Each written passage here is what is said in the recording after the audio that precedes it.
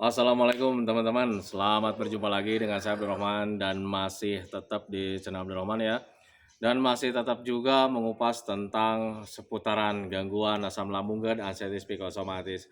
Nah, di season kali ini saya akan share video tentang sisa-sisa atau bekas asam lambung dan anxiety psikosomatis walau sudah sembuh total. Nah, itu teman-teman ya. Nah, kenapa di season kali ini saya share seperti itu, teman-teman ya? Karena banyak juga orang yang penasaran tentang seputaran gangguan asam lambung dan anxiety psikosomatis. Karena ya mengingat rasanya sangat tidak nyaman, kemudian rasanya aneh juga gitu teman-teman. Nah, makanya banyak juga yang penasaran kalau seandainya ada nggak nih sisa-sisa atau bekas-bekas dari gangguan asam lambung dan asam psikosomatis walaupun sudah sembuh total, misalnya seperti itu teman-teman ya. Nah, makanya di season kali ini saya akan share hal tersebut biar kalian nanti bisa mengetahuinya gitu teman-teman ya. Kalau seandainya mengetahuinya ya kalian pasti tidak akan penasaran juga. Nah, itu teman-teman ya. Nah, makanya bagi teman-teman yang sekarang penasaran, tolong tonton videonya sampai habis, jangan di-skip. Dan kemudian seperti biasa ya, bagi teman-teman yang baru bergabung, kalau seandainya kalian mau bertanya tentang seputaran gangguan asam lambung dan asam psikosomatis, alangkah baiknya kalian tonton dulu video-video saya sebelumnya, karena untuk seputaran gangguan asam lambung dan asam psikosomatis, semuanya sudah saya share. Dari mulai cerita saya yang terkena gangguan asam lambung dan asam psikosomatis, kemudian merasakan 1001 macam sensasi yang sangat tidak nyaman, itu sudah di-share teman-teman ya. Dan kemudian bagaimana cara menangani setiap sensasi yang hadir, itu juga sudah di-share. Nah, makanya biar lebih jelas, biar lebih detail, alangkah baiknya kalian tonton dulu video-video saya sebelumnya. Nah, itu teman-teman ya. Dan kemudian bagi teman-teman yang baru bergabung juga, seperti biasa juga, kalau seandainya kalian belum subscribe channelnya, mohon videonya itu di-subscribe dulu, karena untuk subscribe itu tidak memerlukan biaya, tidak memerlukan pendaftaran. Jadi subscribe itu adalah hal yang sangat mudah sekali bagi teman-teman lakukan ya. Jadi teman-teman itu cukup memijit saja tulisan subscribe, biar kenapa? Jujur ya, biar videonya itu cepat berkembang dengan baik. Dan kalau seandainya videonya itu berkembang dengan baik, sudah barang tentu itu akan menambah semangat tersendiri buat saya untuk terus nge-share tentang seputaran gangguan asam lambung dan asam psikosomatis ini terhadap kalian. Kemudian yang lebih penting dan yang lebih utamanya, tekan juga tombol lonceng sama tombol like-nya ya. Biar kalian itu dapat notifikasi atau pemberitahuan video saya yang terbaru. Karena saya itu akan terus nge-share tentang seputaran gangguan asam lambung dan asam psikosomatis ini terhadap kalian, dengan tujuan semoga saja videonya itu menjadi wasilah atau jalan keluar bagi kalian yang sedang mengalami gangguan asam lambung dan asam psikosomatis hingga membaik ya, apalagi sampai sembuh total. Amin ya robbal alamin. Nah, itu teman-teman ya. Nah, langsung saja ke topik pembahasan teman-teman ya.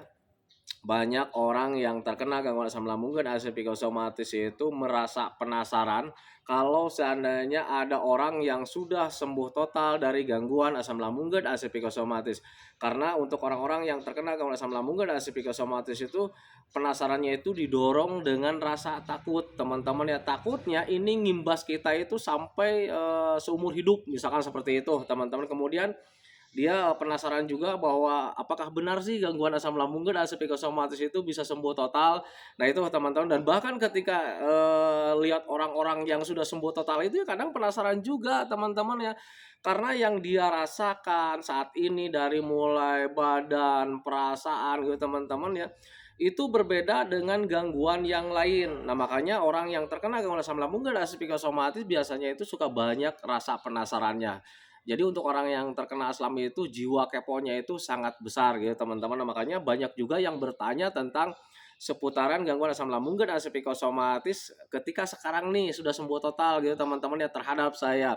Pak, apakah nih Bapak itu sekarang sudah sembuh total? Apakah masih ada sisa-sisanya? Seperti itu teman-teman. Nah, makanya di season kali ini saya akan jawab rasa penasaran kalian ketika saat sekarang itu kalian sekarang sedang apa ya, belum sembuh total gitu teman-teman ya. Nah, untuk saya pribadi teman-teman ya, tetapi perlu saya sampaikan juga bahwa setiap orang itu berbeda-beda teman-teman, tetapi karena kalian itu bertanyanya terhadap saya, nah makanya saya akan jawab sesuai apa yang saya rasakan, sesuai apa yang saya dapatkan setelah terkena gangguan asam lambung dan asam psikosomatis, termasuk sisa-sisanya apa ya, sisa-sisa dari gangguan asam lambung dan asam psikosomatis. Nah, itu teman-teman ya. Nah, yang saya rasakan teman-teman ya, Sisa-sisa dari gangguan asam lambung dan ASI psikosomatis itu ada 2 hal, teman-teman. Yang pertama ya sudah pasti ya tentang negatifnya gitu, teman-teman. Kemudian ada juga yang positifnya. Nah, tetapi bagi teman-teman yang sekarang sedang terkena gangguan asam lambung dan ASI psikosomatis, saya sampaikan dulu yang negatifnya, teman-teman ya. Tetapi kalian jangan terlalu was-was, jangan terlalu khawatir, jangan terlalu banyak ketakutan, karena setiap orang itu berbeda-beda. Nah, itu teman-teman ya.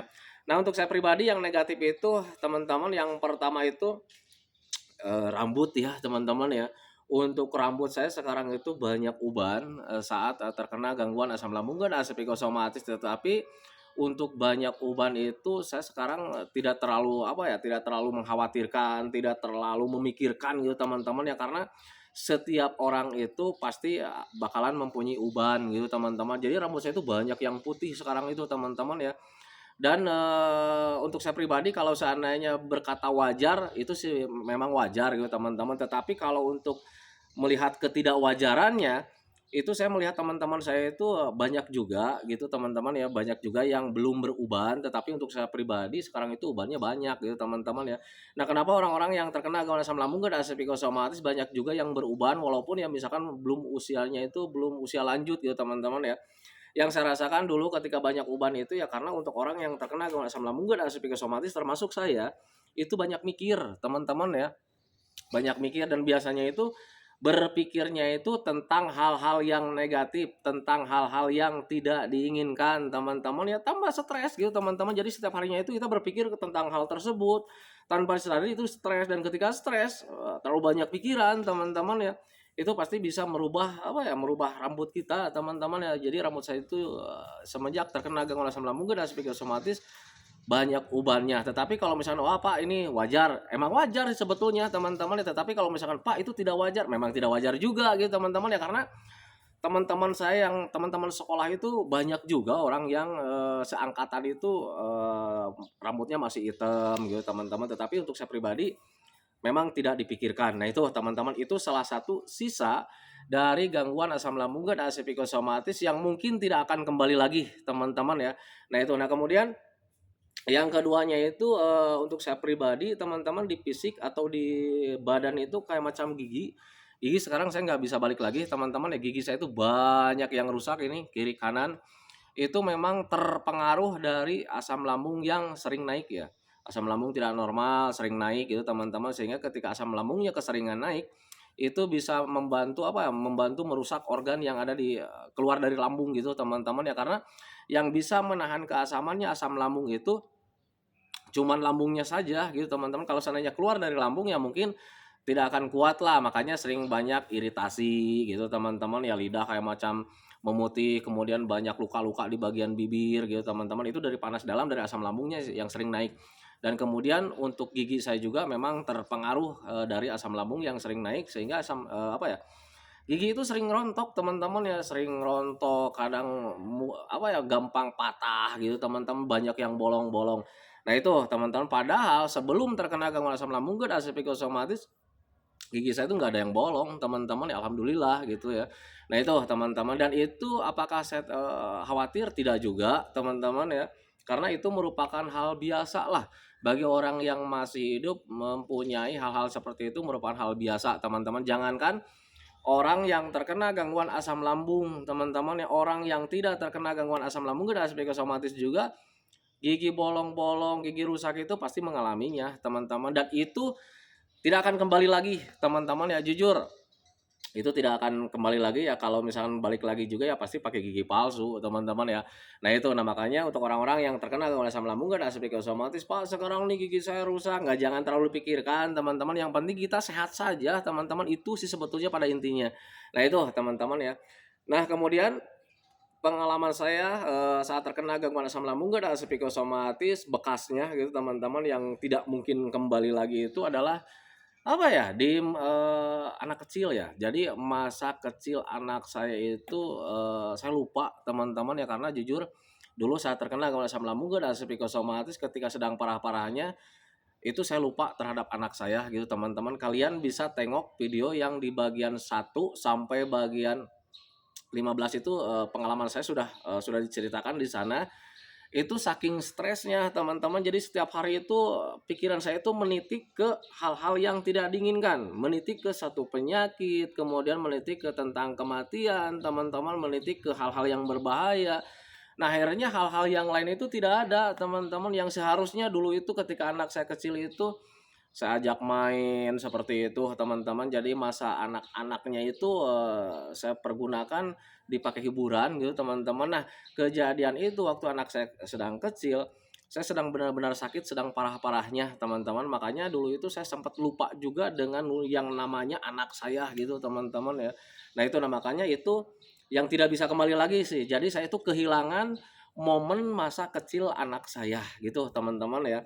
Nah, itu tidak kembali lagi, tetapi apakah saya juga khawatir? Ya tidak juga gitu, teman-teman, yang penting sekarang saya sudah sehat, yang penting sekarang itu sudah bisa, memperhatikan anak-anak saya gitu, teman-teman. Jadi untuk yang ke belakang itu udah nggak kepikiran lagi gitu, teman-teman, yang penting saat ini itu untuk saya pribadi nih, gimana caranya saya supaya menjalankan kehidupan itu dengan baik dan benar, kemudian, bisa membahagiakan, keluarga saya, itu aja sih sebetulnya, teman-teman ya. Nah itu jadi sisa-sisa yang tidak bisa kembali lagi untuk saya pribadi, teman-teman ya, itu cuman di rambut banyak uban, kemudian gigi jadi pada rusak juga gitu, teman-teman ya. Kalau selebihnya kalau selebihnya nggak ada sih sebetulnya, teman-teman ya, nggak ada sama sekali. Nah itu teman-teman, itu yang negatifnya, teman-teman. Nah, tetapi untuk yang positifnya banyak juga sebetulnya, teman-teman. Nah, makanya untuk orang-orang yang terkena gangguan asam lambung dan psikosomatis, sebetulnya kalian itu merasa beruntung ya. Merasa beruntung kalian terkena gangguan asam lambung, GERD, anxieties, psikosomatis.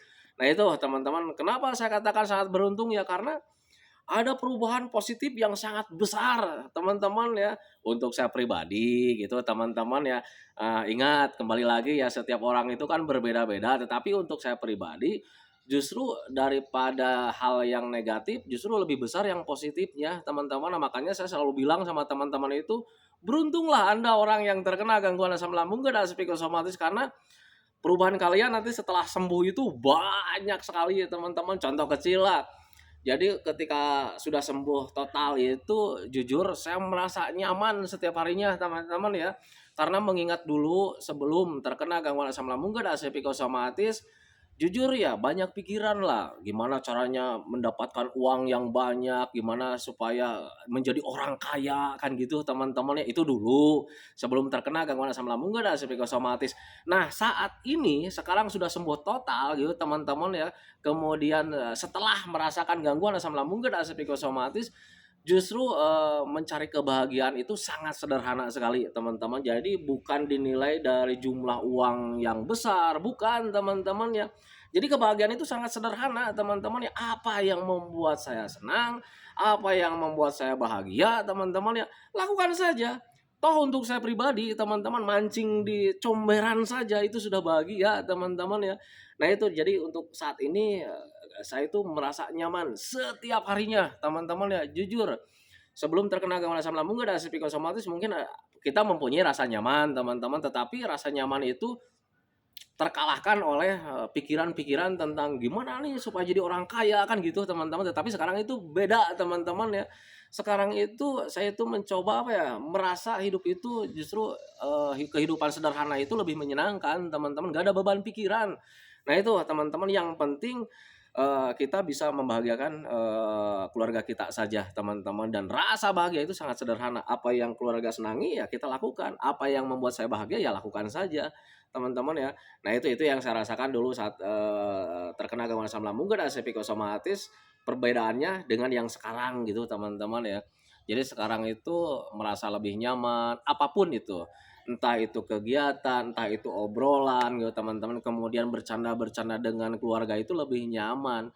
Kalau dulu sih sebelum terkena gangguan asam lambung dan psikosomatis, obrolan dengan keluarga itu justru lebih menganjurkan, lebih mendidik. Kadang ya kita itu protektif lah terhadap keluarga gitu, teman-teman ya. Kalau main sedikit, lu harusnya ngapalin di rumah lu, biar nanti lu jadi orang sukses. Tetapi kalau sekarang itu tidak, teman-teman ya. Itu perubahannya di situ. Nah itu teman-teman, jadi lebih mementingkan kebahagiaan mereka saja gitu teman-teman. Jadi tidak terlalu banyak menuntut lah ke keluarga itu, ke anak itu tidak terlalu banyak menuntut. Lu mau ngapain lu? Mau gini, seneng nggak lu? Seneng, ya udah lakukan saja. Nah itu teman-teman, karena jujur pengalaman saya dulu saat terkena gangguan asam lambung dan speaker somatis, rasa bahagia itu nggak ada sama sekali teman-teman ya, hilang 100% teman-teman ya. Nah makanya saya lebih menghargai rasa bahagia. Nah makanya ke keluarga juga, biar mereka itu tidak terlalu banyak pikiran itu, ya kita sebagai orang tua itu nggak terlalu banyak menuntut lah terhadap istri, terhadap anak itu nggak terlalu banyak menuntut. Yang penting mereka bahagia aja, yang penting kebahagiaan mereka itu tidak keluar dari jalur, tidak keluar dari koridor gitu teman-teman. Ada juga kan, Pak saya itu senangnya itu bahagianya itu mabuk-mabukan, ya nggak boleh juga. Nah di situ kita sosok orang tua itu harus bisa mengarahkan. Kalau seandainya itu tidak membuat rugi orang lain dan tidak membuat rugi untuk dirinya, ya kita lepas aja teman-teman. Yang penting apapun yang membuat lu bahagia, lakukan saja. Itu saya ke anak sekarang gitu teman-teman ya. Perubahannya di situ, perubahan positifnya di situ, dan sekarang itu anak saya itu lebih bahagia teman-teman ketimbang dulu sebelum terkena gangguan asam lambung dan psikosomatis. Dulu bapak saya itu terlalu protektif, jadi pengennya itu mengarahkan anak itu menjadi sesuatu hal yang bagus lah gitu. Tetapi sekarang itu tidak teman-teman ya. Nah kenapa saya berpikirnya itu berubah seperti itu teman-teman ya, karena mengingat kejadian dulu saat terkena gangguan asam lambung dan psikosomatis, merasakan rasa tidak bahagia itu gitu teman-teman, sangat tidak enak. Kemudian saya juga berpikir bahwa setiap orang itu pasti nanti jadi seseorang yang berkualitas kalau seandainya yang mereka itu terarahkan dengan baik, itu saja sebetulnya teman-teman ya. Beda dengan orang itu yang tumbuhnya itu penuh tekanan, ya pasti perubahannya itu nanti banyaknya tekanan juga. Nah itu teman-teman, itu pengalaman saya saat sekarang gitu teman-teman ya. Nah kemudian perubahan yang positifnya itu sekarang itu setelah sembuh total itu jauh dari masalah teman-teman ya, karena saat terkena gangguan asam lambung dan psikosomatis mulai belajar masa bodoh gitu teman-teman, sehingga ya sekarang itu efeknya sekarang itu mencoba menghindari masalah-masalah, sehingga ya sekarang itu ya jauh dari masalah sebetulnya teman-teman. Jadi kalau soalnya dulu ini sebelum terkena gangguan asam lambung dan psikosomatis, ya tetangga sini itu ya tahulah saya itu orangnya protektif teman-teman. Jadi kalau seandainya ada permasalahan suka ikut campur teman-teman. Nah sekarang itu mencoba menghindar lah gitu teman-teman, dan ketika menghindar ya sudah pasti ya jauh dari masalah, dan akhirnya ya kita itu mempunyai ketenangan tersendiri.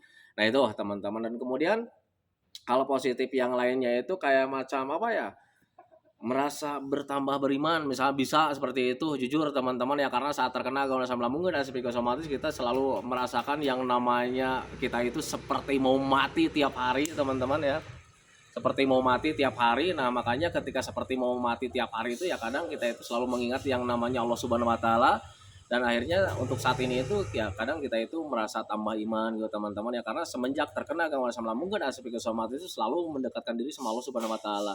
Nah itu teman-teman, nah, makanya untuk orang-orang yang terkena gangguan asam lambung dan psikosomatis, coba dong berpikirlah hal yang positifnya teman-teman ya, yang dulunya mungkin kita tidak selalu mengingat yang namanya Tuhan gitu teman-teman. Nah mungkin sekarang saat terkena gangguan asam lambung dan psikosomatis kita selalu mengingat Tuhan ya, karena tiap hari itu seperti mau mati teman-teman ya. Nah makanya ambil positifnya, wah mungkin tambah iman ya. Nah itu teman-teman ya, itu pengalaman saya saat terkena gangguan asam lambung dan psikosomatis, kemudian perubahannya di situ. Jadi perubahan yang positifnya itu sangat banyak sekali.